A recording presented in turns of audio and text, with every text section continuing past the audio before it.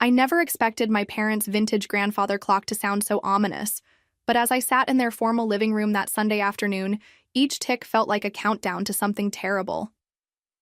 My name is Rebecca Mitchell, Becca to most, and at 35, I thought I'd finally earned my place in the world as a successful interior designer with my own small but thriving firm in Boston. That afternoon, I'd driven the familiar route to my parents' colonial-style home in Wellesley, Massachusetts, expecting our monthly family dinner. What I didn't expect was to find my older brother James's Range Rover and my younger sister Olivia's Tesla already parked in the circular driveway. They were never early to anything. When Mom opened the door, her pearl necklace perfectly matched her cream cashmere sweater, but her smile didn't quite reach her eyes. "Rebecca, dear, everyone's waiting in the study," she said, giving me a quick hug that felt perfunctory. The study was my father's domain, reserved for serious conversations and business meetings. My stomach tightened as I walked down the hallway, my heels clicking against the hardwood floors my father was so proud of. James and Olivia sat in the leather armchairs across from our father's imposing mahogany desk, both unnaturally stiff. Dad stood beside his attorney, Harold Preston, a man I'd known since childhood, but whose presence suddenly felt ominous.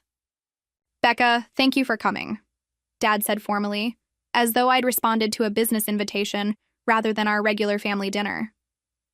"Your mother and I have been thinking about the future. At our age, it's important to have everything in order." I nodded, settling into the remaining chair, noticing my siblings wouldn't quite meet my eyes. "We've drafted our will," Mom continued, her voice steady and practiced. "We thought it best to discuss it now, while we're still healthy, so there are no surprises later." Harold placed a document in front of each of us. I scanned the pages, my vision blurring as I processed what I was reading. The family home, worth nearly $2 million, would go to James. The vacation property in Nantucket, worth even more, would go to Olivia. The bulk of their investment portfolio would be divided 60-40 between my siblings. And me? I would receive my grandmother's jewelry collection and a small trust fund, less than 10% of what each of my siblings would inherit. "You've always been so independent, Becca," Dad said, as though this explained everything. "James will take over the business, and Olivia has her medical practice to establish. They'll need more resources." I felt my breath catch. "And what about the house renovations I helped finance? The deed?" Mom cut me off with a wave of her manicured hand. "Don't take it personally, Becca. This is about practicality, not feelings." "Don't take it personally." The words rang in my ears as my siblings nodded along, looking uncomfortable but not particularly surprised. It was then I remembered something they seemed to have conveniently forgotten. My name was still on the deed to the family home, added 7 years ago when I'd contributed a significant portion of my savings to help them avoid a second mortgage during renovations. That deed was about to become very personal indeed. The Mitchells were a name that carried weight in our corner of Massachusetts. Not old money like the families with streets named after them, but respected new money built on my father's shrewd business acumen and my mother's family connections. Richard Mitchell started as a carpenter and built Mitchell Construction into a company that now developed luxury homes across New England. My mother, Eleanor, came from the Caldwell family, not Fortune 500 wealthy, but comfortable enough that she'd never known financial hardship before marrying Dad. Growing up, I learned early that achievement was the Mitchell family currency. As the middle child, I existed in a precarious balance between James, the golden boy who could do no wrong, and Olivia, the baby genius who skipped 2 grades and became the family prodigy. James was groomed from childhood to take over Mitchell Construction. Even his childhood bedroom had blueprints framed on the walls, and Dad took him to construction sites before he could ride a bike. When James followed Dad into Dartmouth and then returned with his MBA to become the company's COO, Dad threw him a party that lasted all weekend. Olivia was Mom's project. Brilliant, beautiful, and born with a competitive streak that made her the perfect candidate for Mom's medical ambitions. Mom had wanted to be a doctor herself but married Dad instead, so when Olivia showed aptitude in science, Mom threw all her energy into creating the doctor she never became. Piano lessons, science camps, volunteer work at hospitals. Olivia's schedule was packed from age 7, and it paid off when she got into Harvard Medical School. And then there was me. I had always been creative, preferring art classes to science labs, design magazines to business journals. When I announced I wanted to study interior design, Dad laughed and asked when I'd get serious. Mom suggested it might make a nice hobby alongside a real degree in business. The first major rift came when I rejected my admission to Boston University's business program and instead enrolled in Parsons School of Design in New York. "You're throwing away your potential," Dad said the night before I left. "This family has a legacy to uphold." That word, legacy, became the measuring stick against which all my choices were judged and found wanting. When I graduated with honors and landed a job with a prestigious design firm in Manhattan, they sent a card but didn't attend the ceremony. James had a business conference that weekend, and Mom wanted to be there to support him.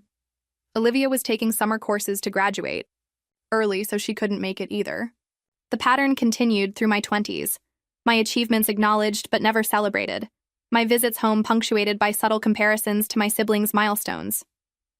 "James just closed a 7-figure deal," Dad would mention over dinner. Or Olivia's research paper was published in a major medical journal, Mom would announce while passing the potatoes. When I won a design award for repurposing historic buildings, Mom said it was nice, and immediately pivoted to Olivia's medical school graduation. The favoritism was never explicitly acknowledged.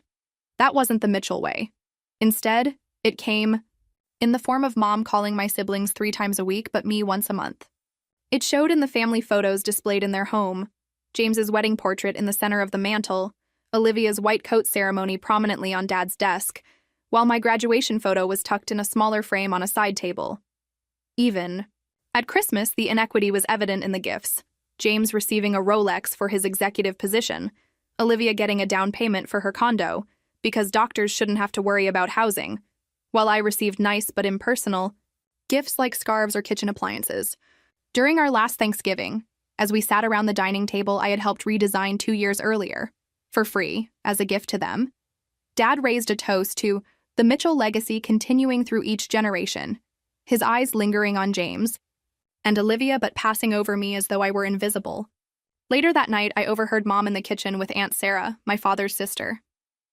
"Rebecca just hasn't found her place yet," she said, even though I owned my own design firm by then.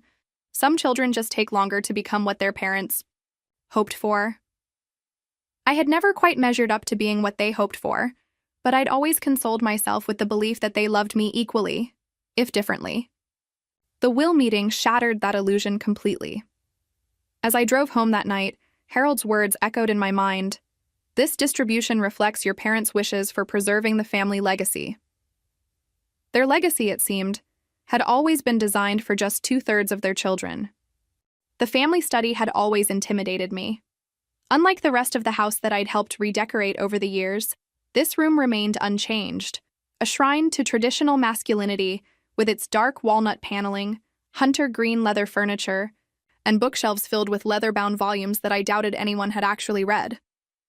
Oil paintings of stern-looking ancestors from Mom's side stared down disapprovingly, as if judging my fashion choices or career decisions. On this particular afternoon, the room felt smaller than usual, the air heavy with expectation and something else I couldn't quite identify yet. Betrayal, perhaps. Harold Preston sat in Dad's usual chair behind the desk, a position that seemed to symbolize the power shift occurring. At 72, Harold was the picture of old-school legal authority, with his wire-rimmed glasses and meticulously trimmed white beard. He'd handled the Mitchell family's legal affairs since before I was born, and I'd always liked him. Until now. Harold cleared his throat and adjusted his reading glasses. "I'll summarize the key provisions for clarity, though you each have the full document before you," he began, his voice carrying the practiced neutrality of someone who had mediated many family conflicts over inheritance. The family residence at 47 Sherwood Lane, assessed value $1,800,000, transfers in full to James Richard Mitchell. I glanced at James, who nodded slightly, his expression a mixture of satisfaction and discomfort. He fidgeted with his Rolex, Dad's gift from 2 Christmases ago. "The Nantucket vacation property at 824 Ocean View Drive, assessed value $2,300,000, transfers in full to Olivia Eleanor Mitchell." Olivia tucked a strand of her perfect blonde hair behind her ear, her Harvard eye medical school ring catching the light. Her eyes remained fixed on the document, not meeting my gaze. The Mitchell Construction Group shares, currently valued at approximately $6 million, will be distributed with 60% to James Richard Mitchell and 40% to Olivia Eleanor Mitchell, with the understanding that James will maintain controlling interest as CEO. I felt my heart rate increasing, a slight tremor developing in my hands that I tried to hide by gripping the armrests of my chair. The investment portfolio, approximately $4 million, will be divided with 60% to James Richard Mitchell and 40% to Olivia Eleanor Mitchell. Each time my siblings' names were mentioned, another piece of my family connection seemed to crumble away. I waited for my name, for some equivalent share, for some acknowledgement of my place in this family. To Rebecca Ann Mitchell, Harold finally said, his tone softening almost imperceptibly. The Eleanor Caldwell jewelry collection, appraised value $120,000, and a trust fund in the amount of $300,000 to be administered by Mitchell Financial Services. My mother's hand reached over to pat mine. The jewelry is family heirloom quality, dear. I know how you've always admired my mother's pieces. $300,000 against the millions my siblings would receive. It felt like a rounding error, an afterthought. I stared at Harold, waiting for the punchline, for the just kidding moment that wouldn't come. Is there a reason? I finally asked, my voice sounding distant even to my own ears. Dad leaned forward, his CEO posture engaged. Becca, James is taking over the family business. He needs the liquidity and assets to maintain our market position. Olivia is establishing her medical practice and will eventually have tremendous student loans to repay. Your design business is already successful, and you've always been so independent. Independent? I repeated. Is that code for not part E of the legacy? Mom's pearl necklace clicked softly as she shook her head. This isn't about favoritism, Rebecca. It's about practical considerations for the future.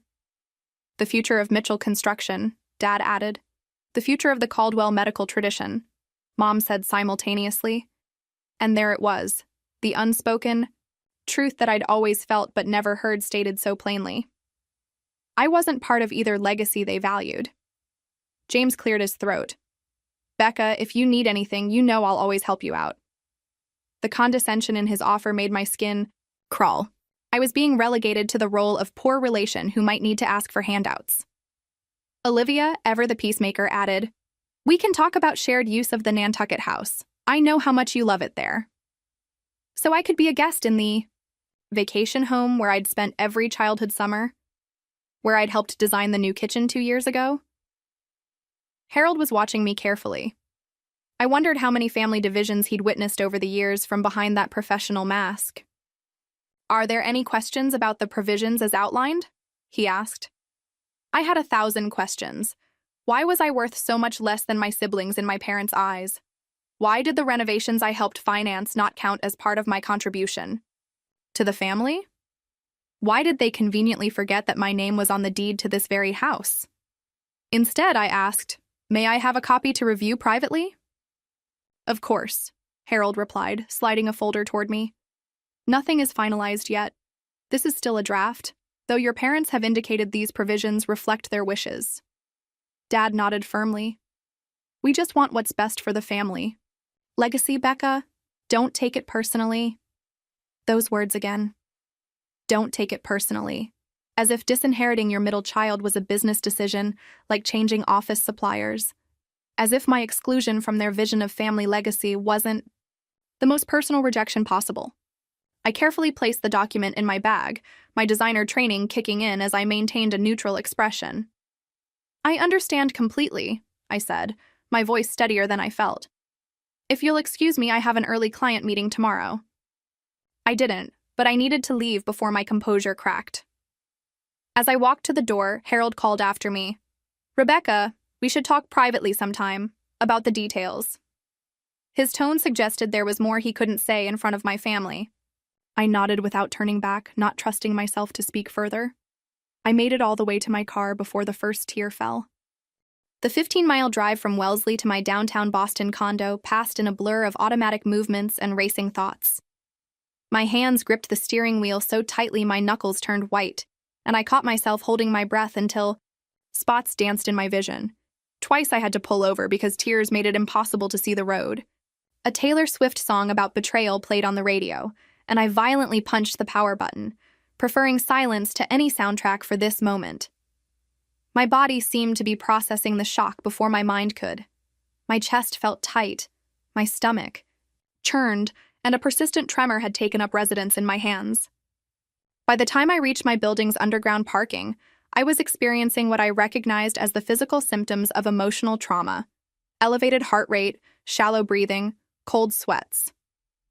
The security guard in the lobby asked if I was feeling all right, and I mumbled something about a stomach bug before escaping to the elevator.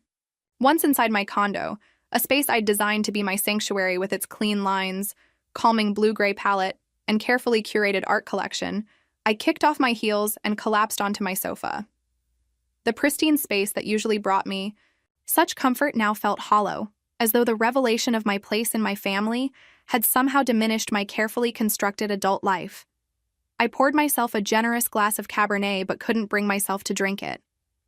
Instead, I sat motionless, staring at the framed family photo on my bookshelf, taken at James's wedding 3 years ago, all of us smiling as though we were the perfect family. Had I been the only one who believed that fiction? As the shock began to recede, memories flooded in, unwelcome but insistent. I remembered the summer I'd postponed an important business trip to care for my grandmother during her final illness, while my siblings continued their vacations, citing critical work commitments. Dad had thanked me perfunctorily, as though I'd picked up his dry cleaning rather than provided weeks of round-the-clock care for his dying mother. I recalled countless weekends during college when I'd driven home to help at the family business, drafting design proposals for client presentations while James was away at fraternity events. Mom had called it good experience, rather than the unpaid labor it actually was. Most painfully, I remembered the house renovation 7 years ago, the one that had nearly depleted my savings but had seemed worth it at the time. My parents had been caught in a financial squeeze when a major development project went over budget. They needed to renovate their aging home, but didn't want to take a second mortgage that might reflect poorly on the company's financial stability. I'd offered my savings, nearly $200,000 that I'd been planning to use as a down payment on my own home. "We'll put your name on the deed," Dad had said. "It's only right since you're investing in the property." Mom had added, "It protects everyone this way." I had the paperwork somewhere, had signed it at Harold's office, in fact. The signing had felt like a moment of finally being accepted as an equal in the family, of contributing meaningfully to the Mitchell legacy. Now it seemed like a detail they'd conveniently forgotten. My phone began to buzz with texts from my sister. "Hope you're okay. Remember they love you. Just be grateful for what you have. Just be grateful. For being treated as less than. For being excluded from my own family's future. For being patted on the head with trinkets while my siblings received millions." I didn't respond. I couldn't. Around midnight, exhaustion finally overcame my racing thoughts, but sleep brought no relief. I dreamed of standing outside my parents' home, looking through the windows at my family celebrating together, unable to hear me knocking on the glass. I woke at 4 a.m., drenched in sweat and feeling more alone than I ever had. The question that had haunted me since childhood resurfaced with new intensity. What did I do wrong? Was choosing a different career path really so unforgivable? Was being independent truly a justification for being cut out of my family's legacy? Dawn found me at my desk, sending an email to my assistant to reschedule my appointments for the day. For the first time in my professional life, I was taking an unplanned day off. I needed time to think, to plan, to understand what had happened and what I could do about it. And I needed to find that folder with the house deed, the document. That might be my only leverage in a situation where I suddenly felt powerless. My apartment has always been meticulously organized, a professional hazard of being a designer who specializes in functional spaces. So it took me less than 20 minutes to locate the accordion file labeled Family Documents in my home office. Inside, behind my birth certificate and passport copies, I found the folder I was looking for. Mitchell Family Home, 2016 renovation.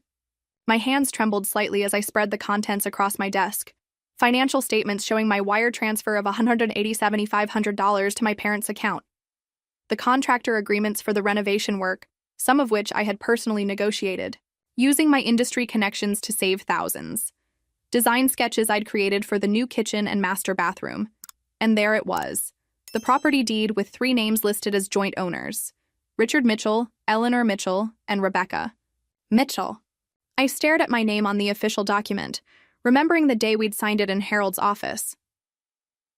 This makes the most sense from both a financial and legal standpoint, Harold had explained. Since Rebecca is contributing substantially to the property's improvement and value, adding her to the deed protects her investment and simplifies any future estate considerations. Dad had nodded approvingly, clapping me on the shoulder. Smart business move all around, he'd said, and it keeps everything in the family. Mom had seemed pleased, too, commenting that it formalized my contribution to the family legacy in a way that had made me feel, finally, like I belonged. Now, 7 years later, that same family legacy was being divided between my siblings, as though my name weren't on this very document, as though my contribution had never existed. I photographed the deed with my phone, then carefully returned the original to its folder. They couldn't have simply forgotten, could they? The alternative, that they remembered but chose to ignore it, felt even worse. Either way, this document changed everything about yesterday's will reading. I spent the next 3 days in a research spiral, taking additional time off work that I justified to my concerned assistant as a family matter. I scoured legal websites about property law in Massachusetts, read everything I could find about joint ownership, inheritance rights, and contested wills. I joined online forums for people dealing with family estate issues, reading stories that both validated my feelings and terrified me about the potential fallout. On Thursday morning, I finally made an appointment with Susan Chan, an estate attorney recommended by my business lawyer. Susan's office was nothing like Harold's wood-paneled shrine to tradition. Her space was modern, with clean lines and contemporary art that immediately put me at ease. Susan herself, a sharp-eyed woman in her 50s with a no-nonsense demeanor, listened without interruption as I explained my situation, only asking the occasional clarifying question. When I finished pushing the copy of the deed across her desk, she studied it carefully before looking up. "Based on what you've shown me, you have significant legal standing here," she said. "This is a properly executed deed showing joint ownership, with right of survivorship. Your financial contribution is well documented. If your parents proceed with a will that ignores your ownership interest in the property, you would have strong grounds to contest it." The validation from an objective professional unleashed emotions I hadn't realized I was still suppressing. To my horror, I burst into tears in Susan's office. She calmly pushed a box of tissues toward me. "This happens more often than you'd think," she said gently. "Family estate issues are never just about money or property. They're about recognition, fairness, and often decades of complicated relationships." When I'd composed myself, Susan outlined my options. I could wait until the will was finalized and then contest it, which would likely result in lengthy and expensive litigation. I could proactively assert my property rights now, before anything was finalized. Or I could try to resolve the matter privately with my family first, armed with the knowledge of my legal position, but hoping for an amicable solution. "Whatever you decide," Susan advised, "document everything from this point forward. Every conversation, every email, every text, and be prepared for this to change your family dynamics permanently, regardless of the outcome." That evening, as I sat on my balcony watching the Boston skyline transition from sunset to dusk, my phone rang. It was James. "Hey, Beck," he said, using the childhood nickname he only trotted out when he wanted something. "Just checking in. You seemed upset on Sunday. Are you over it yet?" Over it yet, as though my exclusion from my family's future was a minor disappointment, like a canceled dinner reservation. "I'm processing," I replied neutrally. Good," he said, sounding distracted. "Listen, Mom and Dad are hoping we can all get together again next weekend. They want to finalize everything with Harold. Can you make it Sunday?" The casual way, he assumed I would simply show up and sign away my inheritance, my place in the family, my name on a deed I'd paid for. Something shifted inside me. All my life, I'd been the peacemaker, the one who accommodated everyone else's needs while minimizing my own. In that moment, on my balcony with the city lights coming alive below me, I asked myself the question that would change everything. Have I always let people walk over me? I'll be there, I told James, my voice steadier than it had been all week. I have some things I need to discuss with everyone. After hanging up, I emailed Susan to schedule a follow-up appointment. I wanted to try resolving this with my family first, one last attempt at the amicable solution, but I would be going into that family meeting with a clear understanding of my rights and a newfound determination to stand up for myself. The week before the family meeting felt like preparing for the most important client presentation of my career. I organized my documentation chronologically in a crisp black portfolio folder. The wire transfer receipt, the renovation contracts, the property deed with all 3 signatures clearly visible, and printouts of relevant Massachusetts property laws that Susan had provided. I rehearsed what I would say, practicing in front of my bathroom mirror until I could deliver my points calmly and factually, without the emotional wavering that might undermine my position. I even scheduled a session with my therapist, Dr. Martinez, whom I hadn't seen in over a year, to help prepare for the psychological impact of confronting my family. Remember that their reaction will be about them, not about you, she advised. You're simply stating facts and asking for what's legally yours. Their discomfort with that doesn't invalidate your position. Sunday arrived with perfect fall weather, the kind of crisp New England day that usually lifted my spirits. I chose my outfit carefully, a charcoal gray pantsuit that projected professionalism without seeming overly formal for a family dinner, paired with subtle jewelry and low heels. Power dressing, but with restraint. I arrived exactly on time, neither early enough to seem eager nor late enough to seem reluctant. Mom had prepared her signature pot roast, the meal she always made when she wanted to create an atmosphere of family tradition and comfort. The familiar aroma hit me as I entered, momentarily weakening my resolve with childhood memories of happier times. We engaged in strained small talk through the appetizer course, James discussing a new development project, Olivia sharing anecdotes from her residency, me contributing minimal information about my latest design client. Mom and Dad exchanged glances across the table, clearly pleased with how normal everything seemed. It wasn't until dessert, Mom's apple pie with vanilla ice cream, another family tradition, that Dad cleared his throat and mentioned the business at hand. Harold has the final documents prepared, he said, cutting precisely into his pie. We can review them quickly after dinner and get everything signed. No need to drag it out. The dismissive tone, the assumption that I would simply go along with their plan, strengthened my determination. I set down my dessert spoon, untouched pie still on my plate. Before we do that, I said, my voice remarkably steady, there's something important we need to discuss. I retrieved my portfolio from my bag and removed the property deed, placing it in the center of the dining table. 7 years ago, when I contributed nearly $200,000 to the house renovation, my name was added to the deed as a joint owner. This doesn't seem to be reflected in the will provisions. The silence that followed was absolute. Dad's fork hovered midway to his mouth, then slowly lowered back to his plate. Mom's hand went to her pearl necklace, fingering it nervously. James and Olivia exchanged a look I couldn't quite interpret. That was just a formality, Dad finally said, his tone dismissive. A temporary measure during the renovation financing. I maintained eye contact with him. That's not what was discussed at the time. Harold specifically explained that adding me to the deed protected my investment and, in his words, simplified future estate considerations. I have the documentation of both my financial contribution and the legal change to the property ownership. Mom's expression hardened. Rebecca, surely you don't intend to cause problems over this, after everything we've done for you?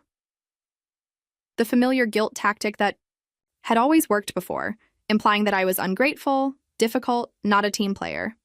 This time, I didn't take the bait. I'm not causing problems, Mom. I'm simply pointing out a legal fact that affects the estate planning. My name is on the deed, which means I own 1/3 of this house.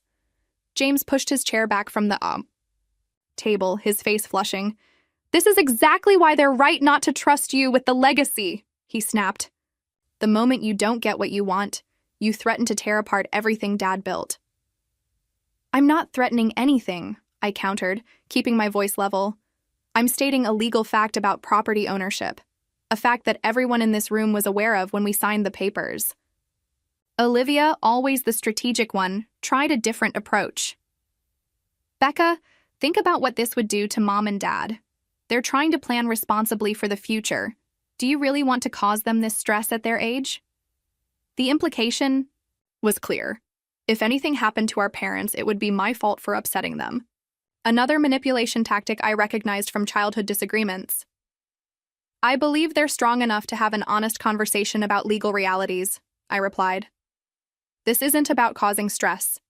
It's about acknowledging my contribution to this family and this property. Dad's CEO persona took over, his voice adopting the tone he used when shutting down disagreement in board meetings. That contribution was appreciated, Rebecca, but it doesn't entitle you to dictate the terms of our will. We've made our decision based on what's best for the family business and legacy. Your decision ignores a legal document that gives me ownership rights to this property, I said, tapping the deed. That's not something a will can simply override. Mom's eyes narrowed. This is exactly why we made the decisions we did, Rebecca. You've always been so focused on yourself, on what you think you deserve. James and Olivia understand family obligation. They understand sacrifice for the greater good. The comment stung exactly as it was meant to, hitting my lifelong insecurity about not measuring up to my siblings. But this time, instead of retreating into apologetic compliance, I stood my ground. I understand family obligation very well, Mom. I understood it when I gave up my own home down payment to help with this renovation. I understood it when I spent 3 weeks caring for Grandma while everyone else was too busy. I've sacrificed plenty for this family. The difference is that my sacrifices have never been acknowledged or valued the same way James's and Olivia's have been. The conversation deteriorated rapidly from there. James accused me of being selfish and ungrateful.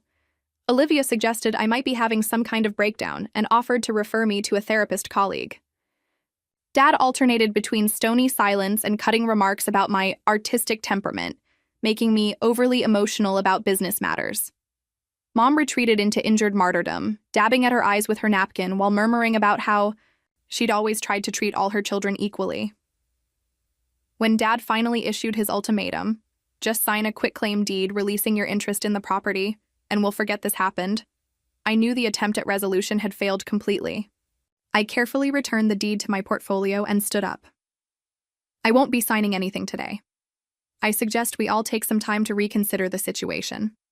I'm happy to discuss a fair resolution when everyone is ready to acknowledge the legal reality.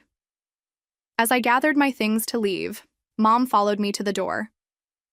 This isn't about money, she said, her voice low. This is about your father's legacy. Why can't you respect that? I turned to face her, suddenly exhausted by decades of trying to prove my worth to people who had already decided I didn't measure up. You're right, Mom. This isn't about money. It's about respect. It's about acknowledging that I'm just as much a part of this family as James and Olivia. It's about recognizing that my contribution matters too. I could feel tears threatening but refused to let them fall. When you're ready to have that conversation, I'll be here.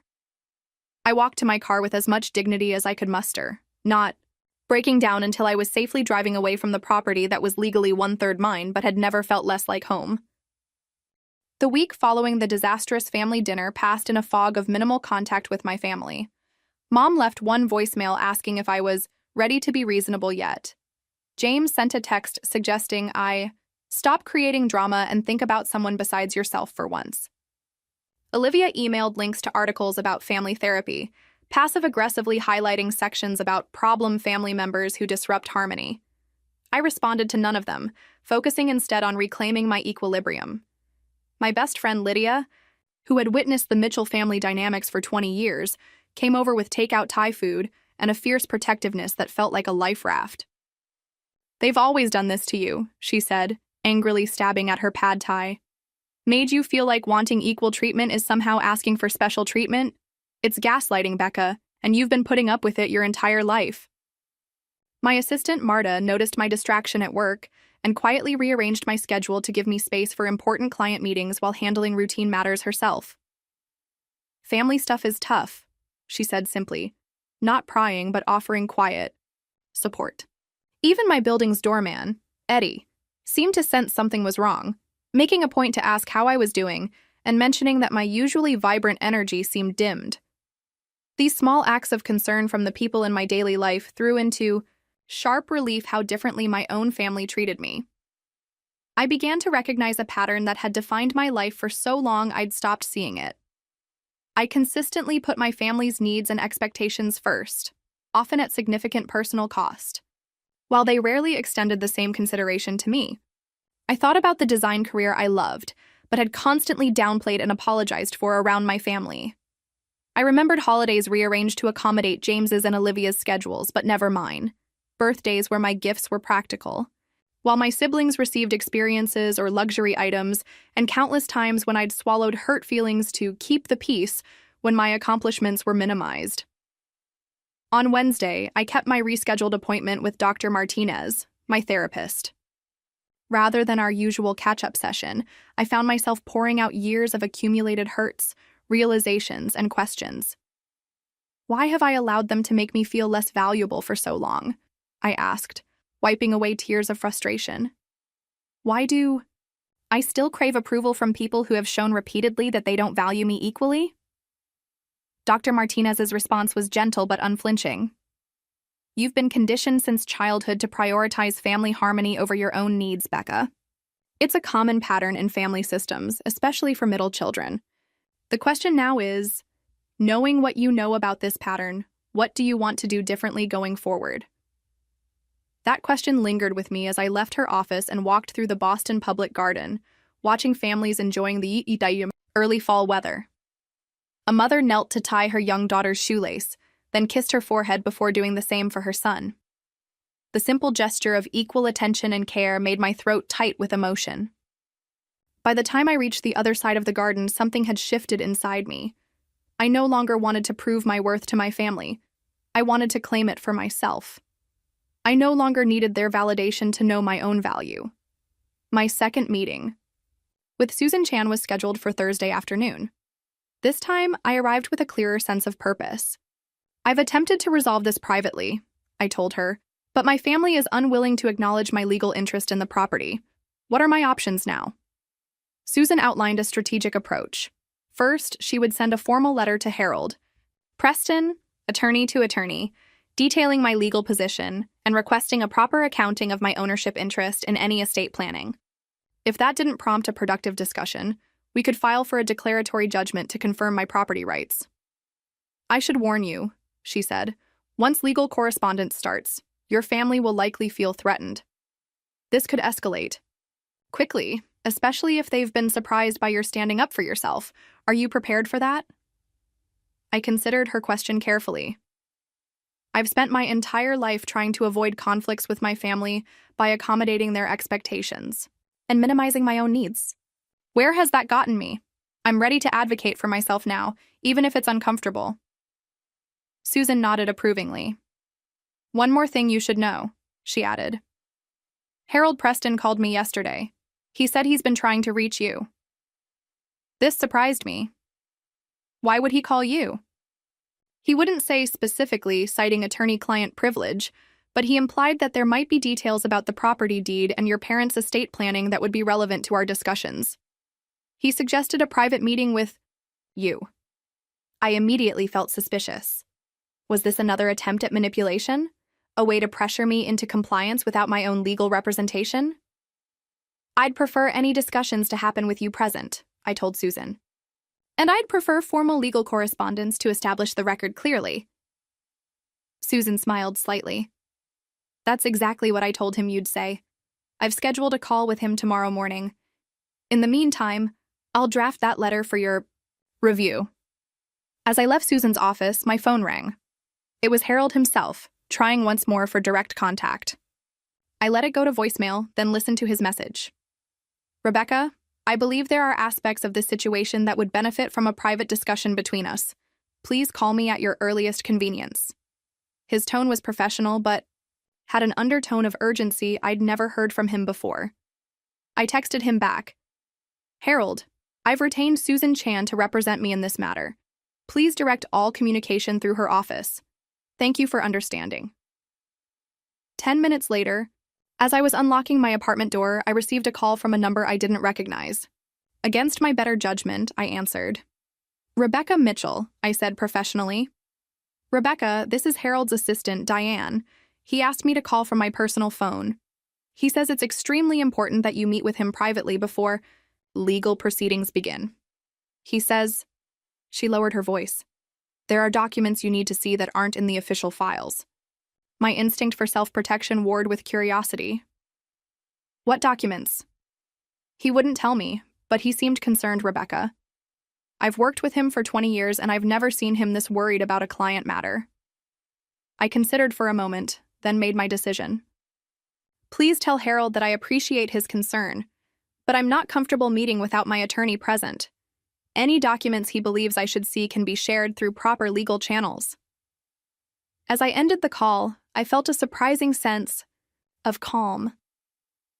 For perhaps the first time in my adult life, I was prioritizing my own interests rather than accommodating everyone else's expectations and demands. It felt uncomfortable, unfamiliar, and absolutely right. Susan's formal letter to Harold was sent on Monday morning. By Monday afternoon, my phone was blowing up with notifications. A text from James. "What the hell, Becca? Lawyers? Really?" A voicemail from Mom, her voice tight with controlled anger.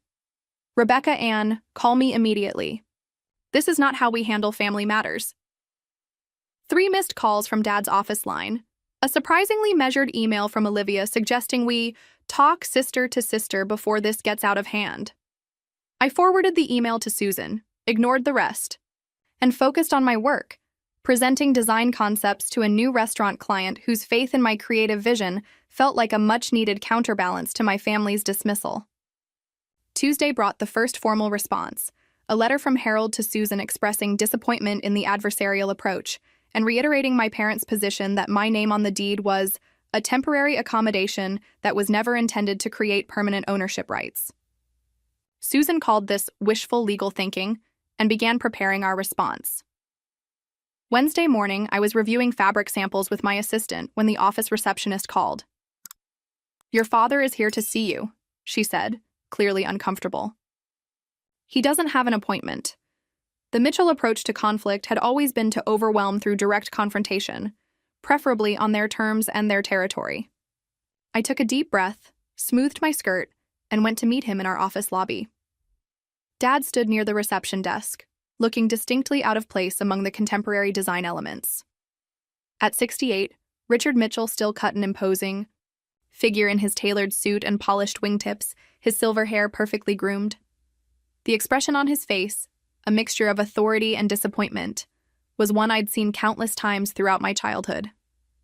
"Rebecca," he said formally, as though we were business acquaintances. "We need to talk." I maintained my professional composure, aware of my staff watching curiously. "I'm in the middle of client work, Dad. If you'd like to schedule a time to speak, my assistant can help with that." The muscle in his jaw tightened, a telltale sign of his rising temper that I'd learned to watch for as a child. This is family business. It takes priority. In the past, I would have acquiesced immediately, dropping everything to accommodate his demand.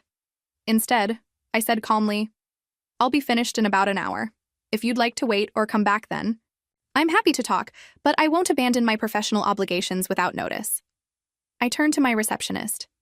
"Jenny, could you please offer my father coffee and the use of our conference room if he'd like to wait?" Dad looked genuinely shocked at not getting his way immediately.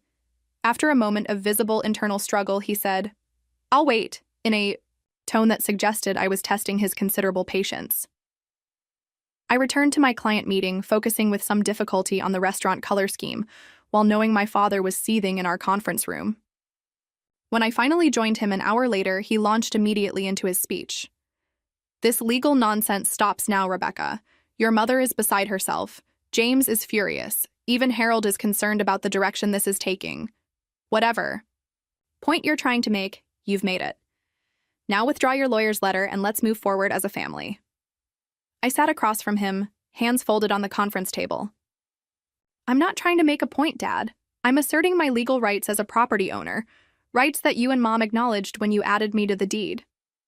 That was a temporary measure during the financing. You know that. That's not what the document says, and it's not what Harold explained when we signed it. There was no mention of it being temporary.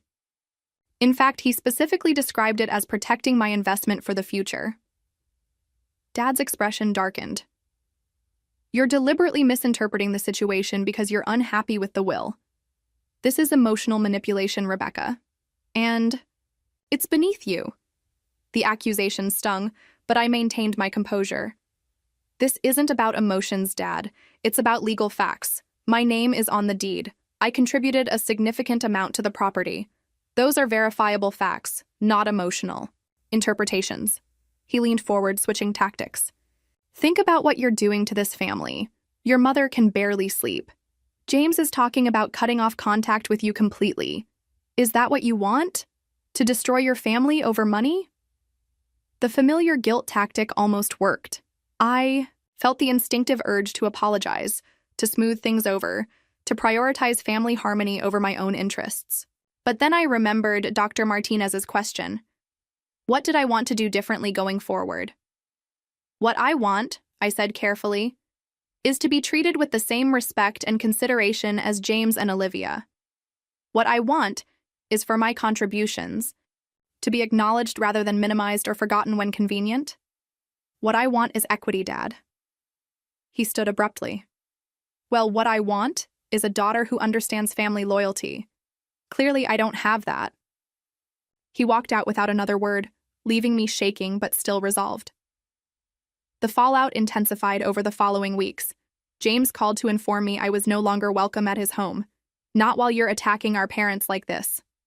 Mom. Texted daily emotional appeals. How could you do this to us after all we've done for you? And this isn't how we raised you to behave. The extended family got involved after Thanksgiving plans were disrupted. Aunts called to understand both sides. Uncles emailed their unsolicited legal opinions. Cousins took public positions on social media about family loyalty versus greed. A grocery store encounter with my mother's bridge club resulted in pointed comments about ungrateful children, loud enough for everyone in the produce section to hear. The pressure was relentless and came from all directions. I lost 7 pounds. I couldn't afford to lose. Anxiety attacks woke me at 3 a.m. Dark circles became a permanent feature under my eyes, requiring increased concealer for client meetings. Through it all, I maintained my position. In letters from Susan, in brief, factual responses to family members who reached out directly, in a single phone conversation with Olivia that ended with her in tears, and me feeling simultaneously guilty and justified. One particularly bad night, after receiving a scathing email from a beloved aunt who had only heard my parents' version of events, I nearly called Susan to withdraw everything. What was I doing?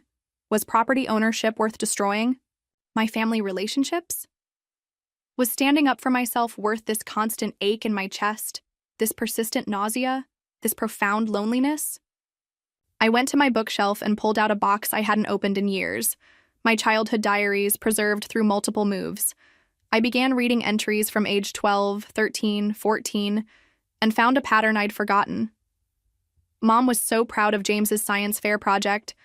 Mine got second place, but she just said, "That's nice," and changed the subject. Dad took James and Olivia to the baseball game but said there wasn't an extra ticket for me. I'm fine staying home anyway. Got straight A's again, but nobody noticed, because Olivia skipped a grade this year. Asked if I could redecorate my room. Mom said maybe next year. They're redoing James's room now because he's the oldest and needs a proper study space. Page after page documented small inequities, constant comparisons, achievements overlooked, needs deprioritized. The consistency was striking and heartbreaking. I hadn't been imagining it. The pattern had been there all along, so pervasive I'd normalized it. That night, I wrote a new entry, my first in over 15 years. Today, I realized that standing up for yourself can be the loneliest choice you ever make. But failing to stand up for yourself guarantees a different kind of loneliness. The kind where you're surrounded by people who don't truly see you. I'm choosing the temporary loneliness of conflict over the permanent loneliness of erasure. The next morning, I emailed Susan. Please proceed with the declaratory judgment filing. I'm ready for whatever comes next. The mediation meeting was scheduled for a Wednesday in early December at a neutral conference room in Susan's law firm. I arrived 20 minutes early, reviewing our documentation one last time while trying to manage my anxiety with the breathing techniques Dr. Martinez had taught me. Susan joined me shortly after, her calm confidence bolstering my wavering resolve. Remember, she said, straightening her already immaculate blazer, this isn't about winning or losing. It's about establishing legal facts and finding a fair resolution. You have a strong position. Just stay focused on that, not on family dynamics. My parents arrived exactly on time, Harold Preston escorting them like a protective guardian. Mom looked thinner than I remembered, her usually perfect, makeup not quite concealing the fatigue around her eyes. Dad maintained his stern CEO expression, but I noticed his hand trembling slightly as he placed his briefcase on the table. James and Olivia had not been invited to this meeting, though I knew they would be getting real-time updates by text. The mediator, a retired judge named Elaine Morgan, began by establishing ground rules. We would focus on legal facts first, then move to potential resolutions. Emotional statements would be redirected to focus on interests rather than positions. Everyone would have equal opportunity to speak without interruption. After introductions, Susan presented our position first. The deed clearly established me as a joint owner. My financial contribution was well documented. There had been no written agreement indicating temporary ownership, and Massachusetts law supported my 1/3 interest in the property. Harold responded with an argument about family understanding and implied agreements that sounded weak even to my untrained ear. When Judge Morgan asked for documentation of this implied agreement, Harold acknowledged there was none. The turning point came when Susan revealed information we'd only recently discovered through the legal discovery process. We have evidence, she said, sliding documents across the table, that Mr. and Mrs. Mitchell attempted to remove Ms. Mitchell's name from the deed last month without her knowledge or consent. This action was flagged and halted by the Registry of Deeds due to the requirement for all owners to consent to such changes. My parents exchanged a look I couldn't interpret. Harold's expression remained professionally neutral, but a slight flush crept up his neck. Judge Morgan reviewed the documents carefully, her expression growing increasingly severe. Mr. Preston, she said finally, were you aware of this attempted transfer? Harold cleared his throat. I advised against it, Your Honor. I suggested we address the matter through proper legal channels. Yet it was attempted anyway, Judge Morgan noted, turning to my parents. Mr. and Mrs. Mitchell, this action suggests you were aware of your daughter's legal interest in the property and attempted to circumvent it rather than address it directly. That significantly undermines your position that her ownership was merely temporary or a formality. Dad started to speak, but Mom placed a restraining hand on his arm. For the first time, I saw something new in her expression. Not anger or disappointment, but uncertainty. Perhaps even the first glimmer of recognition that they might have been wrong. The mediation continued with technical discussions of property, law, and potential resolutions. Throughout it all, I maintained my composure, speaking only when addressed directly, focusing on facts rather than the emotional undercurrents threatening to pull me under. During a brief recess, I overheard Harold speaking quietly but intensely to my parents in the hallway. This isn't going your way, he said. The deed is irrefutable. The attempted transfer looks very bad. I strongly advise considering her settlement offer. When we reconvened, there was a subtle shift in the room's energy. Dad seemed deflated, less combative. Mom kept glancing at me with an expression I couldn't quite read, something between regret and reassessment. Harold requested a private conference with Judge Morgan, which lasted nearly 40 minutes. When they returned, Judge Morgan addressed us all. After reviewing the facts and applicable law, I believe there is a clear path forward. Ms. Mitchell has established legal joint ownership of the property. Any estate plan must account for this reality. However, I sense there may be room for a compromise that addresses both the legal requirements and the family's estate planning goals. She turned to me. Ms. Mitchell, would you be willing to consider alternatives to maintaining joint ownership, provided your financial interest is properly valued and protected? I looked at Susan, who gave me an almost imperceptible nod. Yes, Your Honor. I've never wanted to disrupt my parents' estate planning. Unnecessarily, I simply want my legal interest and contribution to be fairly acknowledged. The judge nodded approvingly. Mr. and Mrs. Mitchell, are you willing to acknowledge your daughter's legal interest in the property and work toward a fair resolution that respects both her rights and your estate planning objectives? Mom answered before Dad could speak. Yes, we are. Her voice sounded smaller than I'd ever heard it.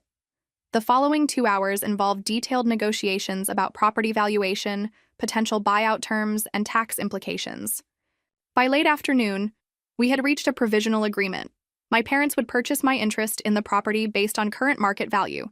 The funds would be placed in a separate trust from the small one originally offered, and the settlement would include a formal acknowledgement that I had been a legal owner since the deed was modified 7 years ago. As we prepared to leave, something unexpected happened. James's wife, Catherine, was waiting in the lobby. She approached me hesitantly while my parents were still gathering their things. Becca, she said quietly, I want you to know that not everyone in the family thinks you're wrong to stand up for yourself. James won't admit it, but this has made him question some things about how your parents handle family matters. I was so surprised I barely managed to thank her before she hurried away, clearly not wanting my parents to see her speaking to me. That evening, alone in my apartment, I received the first direct text from Olivia in weeks that wasn't accusatory or manipulative. This isn't how any of us wanted things to go, but maybe it needed to happen. Can we talk sometime?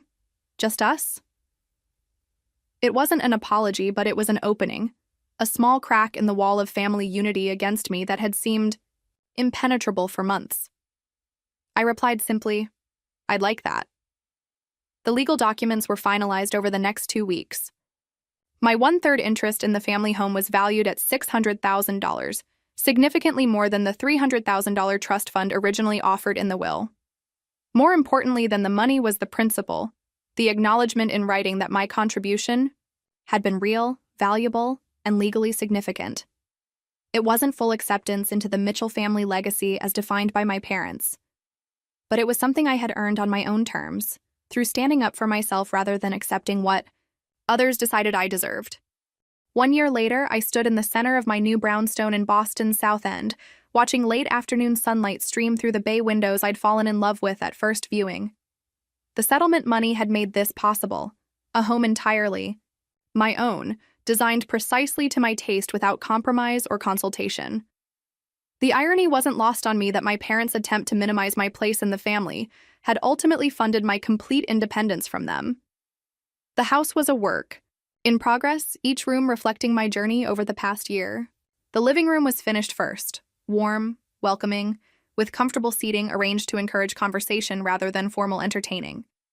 The dining room featured a large table that could seat 12, because I decided to create my own definition of family, one that included friends and chosen connections alongside blood relatives.